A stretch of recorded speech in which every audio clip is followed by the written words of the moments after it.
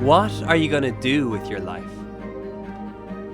If you're anything like me, you're probably sick of being asked that question. Like, I'm married with 4 kids and I'm still being asked it. For some people though, their answers are on the tip of their tongues. I'm going to be a doctor. I'm going to be a marine biologist. I'm going to be a pilot.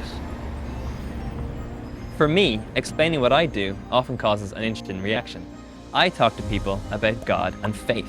Now sometimes I love this because it opens up a conversation about what we believe, and other times I dread it because I'm afraid of being labelled a fanatic or a holy Joe.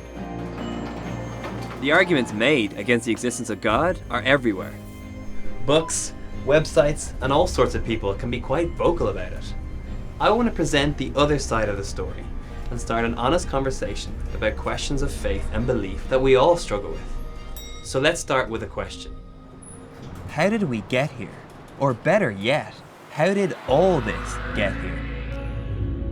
Did someone or something create all of this, or did it start by itself? Is it possible that the universe has always just been here, with no start and with no end? These questions have been puzzling philosophers and challenging scientists for thousands of years. Take Plato. He was one of the most influential thinkers in history. He argued that if you see something moving, then something must have moved it, and that if you traced every movement back in time, you would find the source of all movement. Say you're at home, looking at your window, and you see a ball come flying towards you. Do you assume that the ball has just always been in motion, just bouncing around the cosmos? Or worse, the ball comes crashing through your window. Will your first thought be, wow, I guess the ball was just always moving? No, that would be mad. You're more likely to think about the cause behind what's just happened.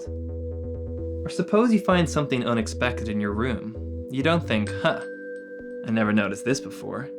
You think, how did this get here? It's part of our curious human nature. The question of how always leads to the question of who. Who left this in my room?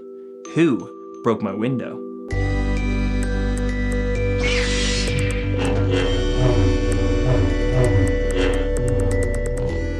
Let's consider a much bigger ball in motion, like our planet. Our beautiful green and blue rock travels through space at 67,000 miles per hour, rotating at 1,000 miles per hour. So here's the question. What or who kicked this off? What keeps it going? The Bible opens with these 3 words, in the beginning.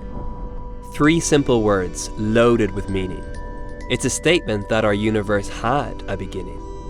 But does this line up with what scientists have discovered about why our universe came to be?